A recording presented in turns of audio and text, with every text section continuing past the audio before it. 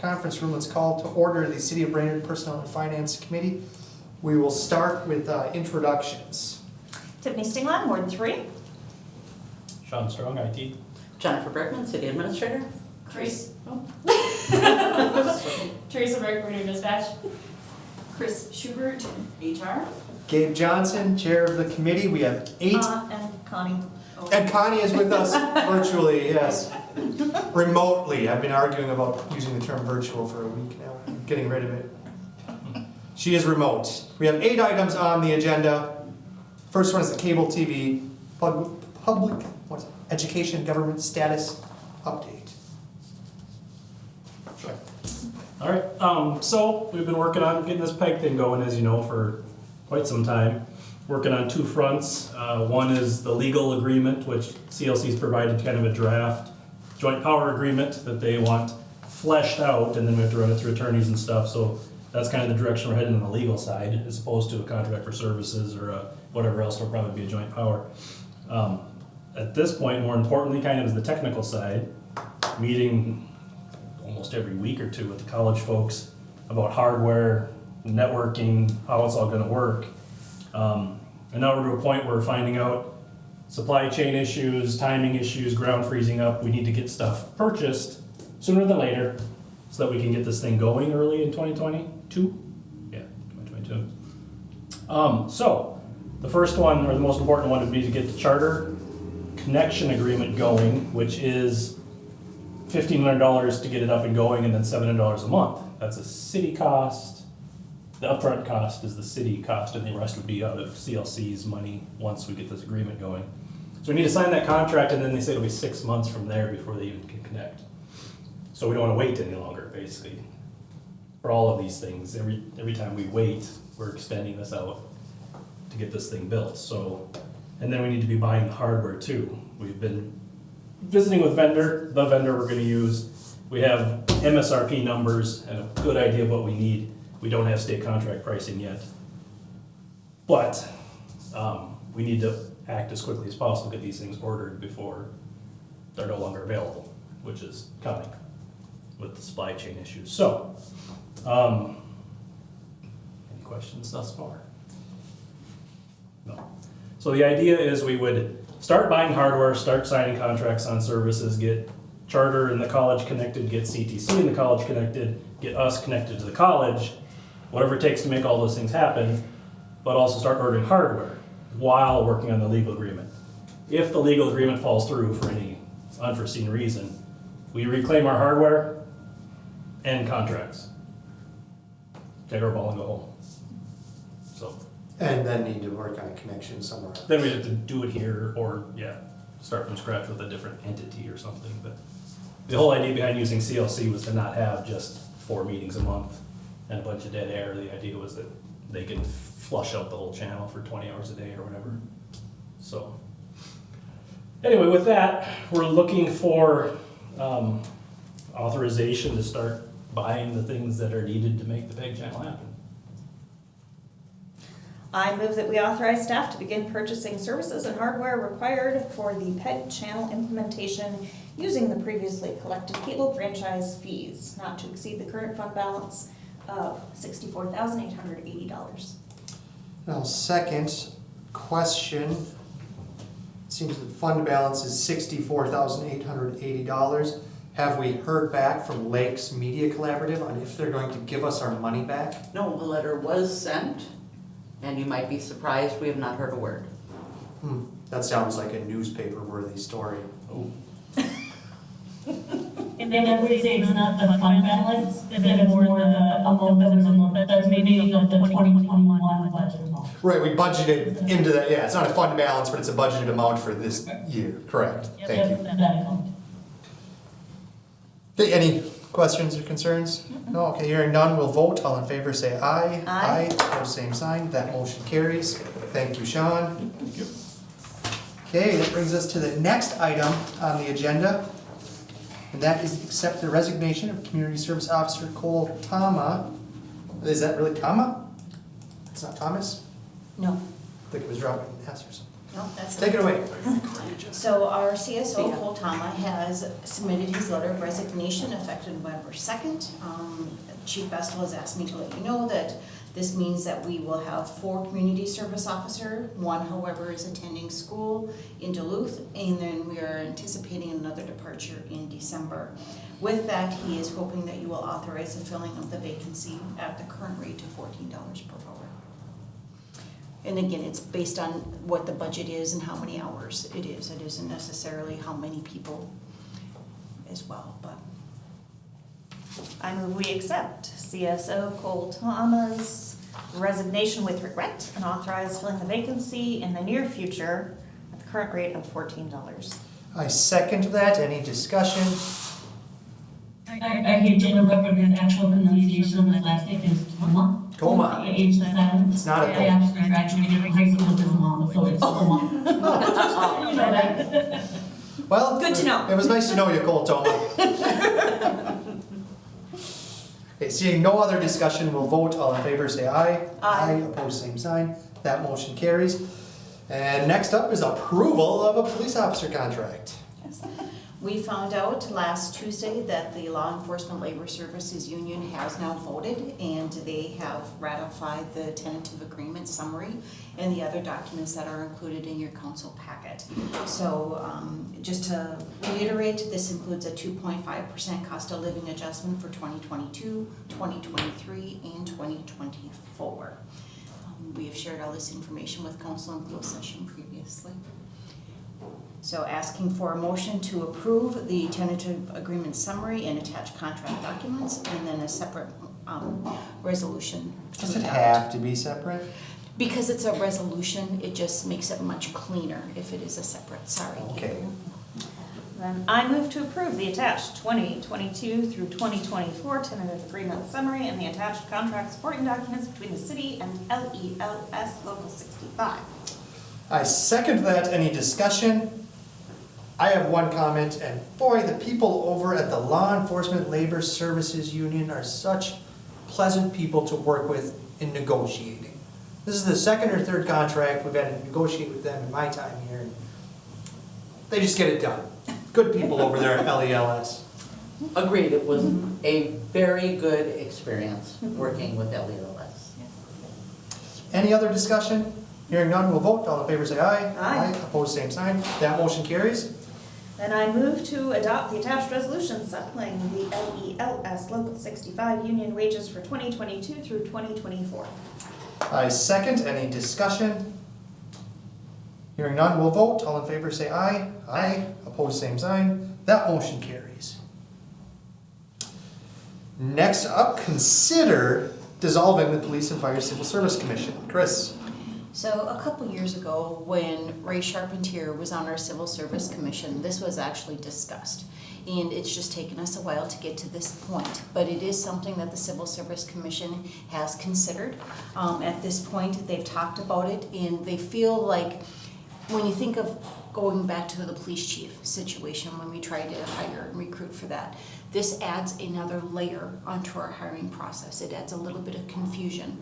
And what I was told was the Civil Service Commission was initially created back in the 60s and 70s. We didn't have the employment law things that we have now. So things were much different. They call them the good old days, Chris. Yes, something like that. So what I can say, this is job security now for me. However, with that said, it does add some inefficiencies. The Civil Service Commission has done a great job over the years, but I think we are seeing that maybe their situation really isn't helping us, it's more hindering us. So at this point, staff and the Civil Service Commission is recommending that we actually dissolve that Civil Service Commission. We asked Joe, our city attorney, what we would need to do in order to do that. And he has said that there would need to be an ordinance to repeal the part of our city code that actually created the Civil Service Commission. So we wanted to bring this forward to council to make sure you're interested in that.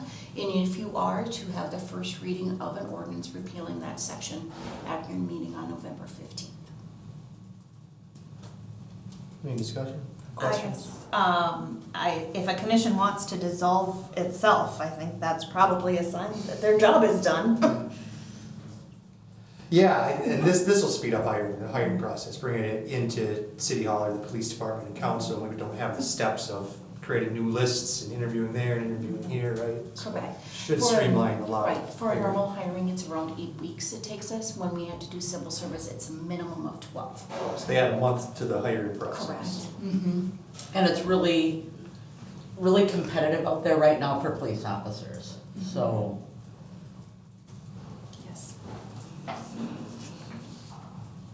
So do you want a motion, or do we just say, yes, we're interested, or?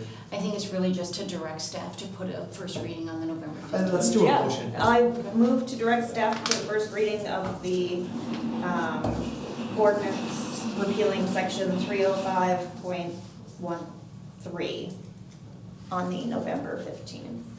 And I'll second that. Any other discussion? Hearing none, we'll vote. All in favor, say aye. Aye. Opposed, same sign. That motion carries. Okay, now we're getting into the fun stuff. Approval of pay equity points. Jennifer. So with the approval of the Public Works Department, at the October 4th City Council meeting, staff noted that we would be sending these job descriptions to DDA to get them, to review the job descriptions to see if there would be any impact or change to their pay equity points. The job descriptions were reviewed by Tessa Melvin, Dr. Tessa Melvin from DDA, who helped the city actually back in 2018 when we put together these, this point system for pay equity. I've attached the letter for your information on what Dr. Melvin said. In regards to the Public Works Department, there were no recommended changes for points to any of those positions. So, however, we also had her review some additional jobs that have changed since the pay equity pay system, point system was put into place back in 2018. Those 4 positions were the IT GIS director, the HR director, the BPU accountant, and the BPU laborer. She did recommend changes to those positions and those points. They are also noted here. The GIS director to 530 points, HR director to 525 points, BPU accountant to 245, and the BPU laborer to 160. The reason for the adjustments for the IT director, it was due to the increase in skills and ability, level of work, independence of actions, and the impact of end results. For the HR director, pretty similar, due to increase in skills and ability, level of work, human relations skills, independence of action, impact on end results, and this position will now be supervising the HR assistant. So that's the reason for those 2 on the city side. On the BPU side, the BPU accountant had an increase of education and experience that were required, and then the BPU laborer, Chris could probably explain this a little bit better, but the points were done before the position was hired. And so after they had created the job description and hired for the position, there were additional experience that was needed for the position and an increased level of work, independence of action, and impact of end results. So our recommendation is to make a motion to approve Dr. Melvin's recommended pay equity point assignments for the following positions that are listed and that I have recited. I move to approve Dr. Melvin's recommended pay equity point assignments for the following positions: ITS GIS Director, 530, HR Director, 525, BPU Accountant, 245, and BP Laborer, 160. I'll second that, but upstairs I'm gonna recommend Tessa Melvin's recommendations, but that's just a formality. You're gonna recommend what? I'm sorry. I'm gonna call her by her name. Doctors heal people. Yeah. Any other discussion? Hearing none, we'll vote. All in favor say aye. Aye. Opposed, same sign. That motion carries. Thank you. Next up is HR Assistant job description and pay equity points. So included in the 2022 preliminary budget is a new HR assistant position. Attached is a draft job description, and we have sent that job description to Dr. Tessa Melvin from DDA to help us again look at those pay equity points. At this point, staff is asking council to officially approve this job description and also the pay equity points, so we have that when we need to file our next pay equity report. That will give us authority also to start negotiating with the union, so that hopefully this person could be on board by February 1st, so we can get them situated. So, I move to approve the attached HR assistant job description as presented and assign 235 pay equity points for the HR assistant position as recommended. Further, to direct staff to begin wage negotiations with the IBEW Administrative Support Union for this new position. I second that motion. Any discussion? Hearing none, we'll vote. All in favor say aye. Aye. Opposed, same sign. That motion carries. Approval of deferment of assessments. Connie? Yeah, so the city has received 6 applications for deferment for year 2022 from 4 different residents. All of these have been approved in the past. 4 of the properties meeting the requirements, the hardship requirements for A, for B, and for D, for C is kind of assumed. There is Mr. Green that does not meet the 4D, the market value of his home. He has been approved in the previous 2 years, back in 2019 when this first came to our attention. For the year 2020, we did grant him deferment because he's on a double lot, and the way the assessment was done, or he's on a triple quarter lot, the whole streets were done at one time. So he has been granted in the past. So staff's recommendation is to go ahead and approve again the 6 deferments for the 4 parcels that are identified in the action motion. I move that we approve the applications for deferment of assessments payable in 2022 for the applicants at PIDs 411912220, 413-00682, 411911702, and 411911721. Second. You could be an automated voice. You're